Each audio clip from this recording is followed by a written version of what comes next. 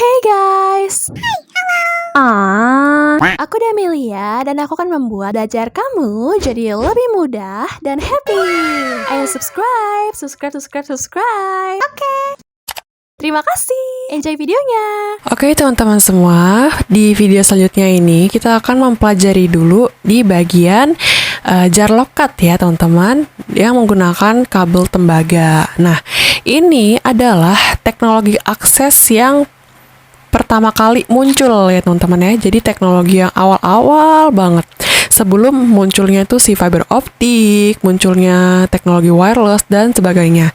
Nah, ini adalah yang pertama kali muncul di Indonesia, yaitu berupa jar lokat. Nah, jar lokat tersendiri ada dua macam, ada yang murni, ada yang ditambah dengan XDSL. Nah, biasanya yang bagian ini yang ditambahkan dengan XDSL itu menggunakan teknologi ADSL.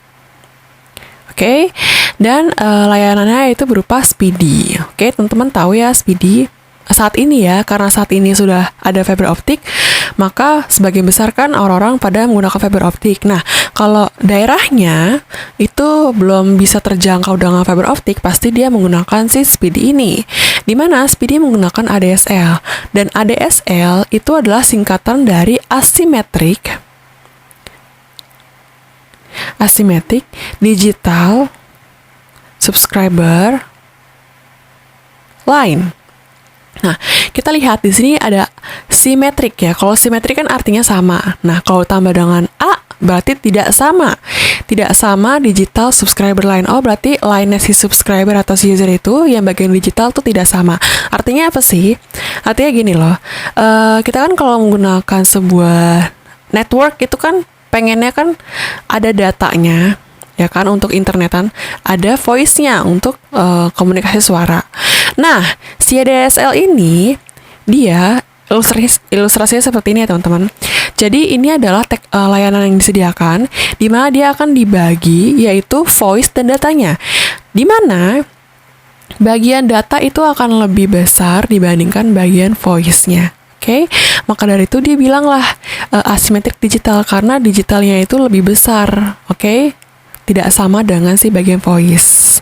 Nah, jadi nantinya ketika seseorang itu menggunakan Speedy atau ADSL ini, dia ingin menggunakan layanan data, maka dia tidak bisa menggunakan voice. Jadi kalau misalnya dia sambil internetan nih, lagi internetan, dia nggak bisa nelpon. Nah, tetapi kalau dia lagi telepon sama orang, dia nggak bisa melakukan internet karena dia masih menggunakan jaringan yang ADSL atau si Speedy ini. Nah, bentuknya seperti apa sih? Bentuknya itu seperti ini. Jadi ini merupakan infrastruktur dari jaringan jar lokat ya teman-teman. Nah, di sini ada bagian core-nya, ada switch-nya. Nanti dia akan masuk menggunakan kabel Cooper tadi ya, si tembaga itu. Dia menggunakan duct atau menggunakan subduct, terserah. Pokoknya dia masuk ke dalam manhole ya, merupakan kabel primer. Kemudian dia akan memasuki rumah kabel, di mana rumah kabel itu merupakan suatu tempat untuk menyimpan data-data user atau yang data-data pelanggan yang akan dibagikan nantinya. Nanti dari rumah kabel ini dia akan menuju ke bagian kotak pembagi ya. Nanti dari kotak pembagi ini dia akan disebarin ke masing-masing user. Misalnya dia ada rumah nih, dia disebarin lagi. Kalau dia ada rumah lagi, disebarin lagi. Pokoknya yang akan dibagikan ke kotak pembagi itu satu kabel, itu satu user. Oke? Nah, bisa juga dia menggunakan kabel udara seperti ini. Oke, jadi dia tuh bisa menggunakan melewat kotak pembagi dulu baru sampai ke user, atau langsung ke usernya itu sendiri. Bentuk dari rumah kabel tuh seperti apa sih? Pasti teman-teman sering ngelihat bentuk seperti ini. Nah, iya kan? Jadi ini adalah rumah kabel bentuk fisiknya. Kalau dibuka tuh dalamnya beginian nih. Ini semua kabel-kabel yang isinya adalah data-data pelanggan yang nantinya akan ditaruh ke kotak pembagi seperti ini. Dari keluaran dari kotak pembagi ini akan disebarkan ke user-usernya. Oke? Nah, ini ceritanya kapasitasnya 10 pasang aja. Kalau yang ini kapasitas lebih banyak, 2 kali lipat, yaitu 20 pasang. Itu merupakan infrastrukturnya. Terus kalau kita lihat ya di gambar tadi, ini kan ada yang lewat kotak pembagi nih kabelnya ya. Ada yang nggak lewat kotak pembagi, jadi langsung seperti ini. Nah, itu maksudnya apa sih? Maksudnya adalah pembagian si kabelnya, jaringannya ya. Jadi ada catu langsung. Oke. Dan yang kedua ada tidak langsung. Nah, kalau chat langsung itu dia dari rumah kabel ini dia langsung ke sana gitu ya. Jadi dari rumah kabel ini dia langsung ke user-usernya. Oke? Nah, kalau yang tidak langsung dia menggunakan kotak pembagi dulu. Oke, dia menggunakan rumah kabel dulu. Perbedaan mereka apa sih? Perbedaannya adalah pasti digunakan oleh user yang memiliki profil yang berbeda. Artinya apa? Kalau yang langsung pasti dia usernya itu berbeda dong, kayak user-user VVIP ya kan? Nah, seperti ini. Kalau yang langsung ya, pelanggannya merupakan pelanggan VIP. Contohnya apa sih? Contohnya kayak Istana Presiden. Kalau enggak kompleks perumahan para menteri gitu-gitulah ya. Pokoknya yang paling prioritas lah gitu. Atau enggak dia daerah yang biasanya itu dekat dengan sentral, jadi dia langsung dibikin chat langsung seperti itu, tidak melakukan tidak melalui si pembagi-pembagi seperti ini. Nah, jadi keuntungannya pastilah dia gangguannya itu kecil. Kalau misalnya ada si si pelanggan VIP ini pengen nelpon atau pengen internet, dipastikan layanan yang dipakai oleh si user ini VIP tidak terblok oleh si operatornya karena dia merupakan pelanggan yang prioritas, ya kan? Nah, tetapi kekurangannya adalah dia tidak fleksibel karena satu pelanggan itu langsung dari satu kabel aja. Oke, jadi dia akan sulit mengalokasikan gangguannya. Yang kedua itu adalah yang tidak langsung ya teman-teman. Yang pemakaian tidak langsung. Seperti ini. Jadi dari tiang ini dia akan dibagi-bagikan. Oke, dibagi-bagikan. Jadi pada ngumpul semua dulu sini baru dibagi-bagikan. Jadi seperti ini bentuknya nih. 3 user itu akan masuk ke dalam rumah kabel dulu, baru ke bagian core-nya sebelah sini. Sedangkan kalau yang ini nggak langsung ke bagian core. Nah, untuk apa sih yang tidak langsung dipakai? Yang satu tidak langsung itu dipakai untuk kota-kota seperti kita, teman-teman. Kayak daerah perumahan, ya. Kalau daerah perumahan kan teman-teman sering lihat ya, ada tiang listrik tuh situ ada kotak ya kan. Perhatiin deh.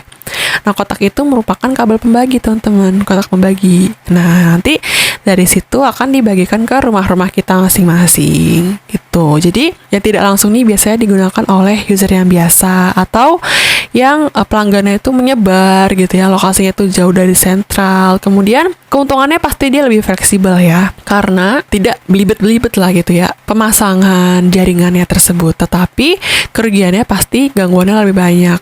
Karena kita kan satu tempat itu kan rame-rame ya kan dipakai, pastinya lebih banyak gangguannya gitu. Tapi ini sangat efektif ketika kita menggunakan di daerah perumahan. Kemudian kita akan memasuki penjelasan di jaringan ADSL tadi ya, yaitu si Asymmetric Digital Subscriber Line. Nah, bentuknya tuh seperti ini loh teman-teman.